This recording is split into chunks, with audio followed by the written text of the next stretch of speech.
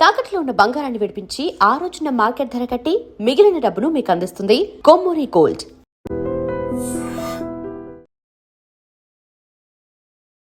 Welcome to iDream media. కొన్నిసార్లు ఆకతాయిలకి పోలీసులు ఎన్ని హెచ్చరికలు జారీ చేసినా వాళ్ళు చెప్పేదేంటి, మా పని మాదే అంటూ పెడచెవిన పెడుతుంటుంటారు. కానీ పోలీసులు ఇప్పుడు వచ్చిన కొత్త టెక్నాలజీని ఉపయోగించి ఆకతాయిల పని పడితే ఎలాగుంటుందో నా పక్కన ప్లే అవుతున్న వీడియోలో చూసేయండి.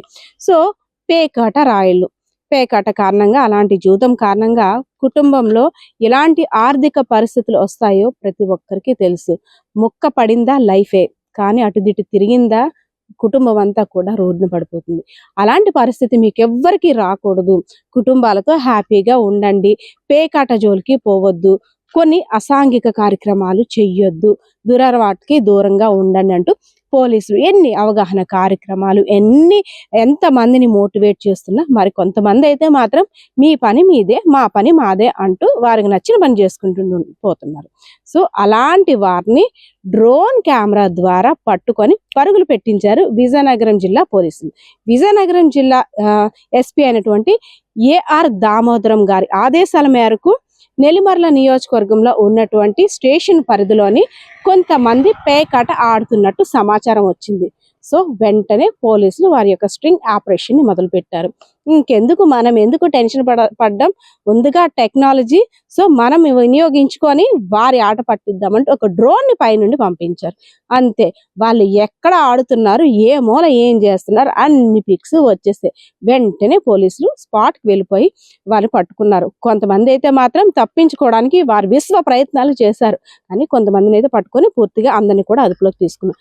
దాదాపు 1,85,000 పైచిలకు డబ్బుని స్వాధీనం చేసుకున్నారు. సో ఇంత డబ్బు కుటుంబంలో ఎలాంటి పరిస్థితి ఉందో కూడా ఆలోచించకుండా కేవలం ఎంటర్టైన్మెంట్ కోసం పేకాట ఆడడానికి కుటుంబ సభ్యుల పరిస్థితిని పక్కన పెట్టేసి మరి వచ్చి వీళ్ళ ఎంటర్టైన్మెంట్ కోసం ఈ డబ్బునంతా కూడా పేకాట్లో పెడుతున్నారు.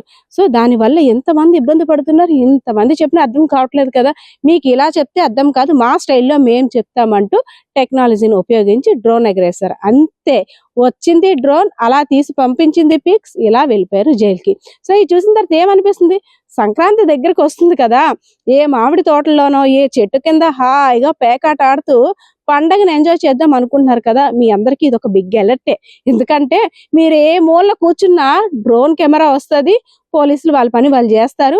ఇప్పుడు స్పాట్ లోకి పోలీసులు రావాల్సిన లేదు, వారు వదిలిన కెమెరా చూస్తే చాలు, మీరు కూడా పరుగులెట్టాల్సిందే వీళ్ళలాగే. సో ఈ వీడియో చూసిన తర్వాత మీ ఆలోచన ఏ విధంగా ఉంది, సో పోలీసుల పనితీరు పట్ల మీరేమనుకుంటున్నారో కామెంట్ సెక్షన్ లో కామెంట్ చేసేయండి. కెమెరా పర్సన్ బాలకృష్ణతో పద్మ, ఐడ్రీ మీడియా, విజయనగరం. నిజంగా ప్రస్తుతం ఉన్నటువంటి సమాజం దేనికి ప్రయారిటీ ఇస్తుంది?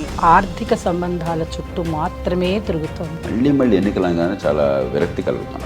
మంచి అనిపిస్తుంది కదా, లేడీస్ కూడా ఛాలెంజింగ్ జాబ్స్ చేసినప్పుడు చాలా బాగుంటది. ట్రాఫిక్ అసిస్టెంట్స్ గా నియమించిన ట్రాన్స్జెండర్స్ అందరితో సాల్యూట్ చేయించుకుంటున్నారు. ఫుడ్ డెలివరీ ఇవ్వటానికి వెళ్ళినటువంటి డెలివరీ బాయ్ అనిల్ పై కళ్ళ ముందు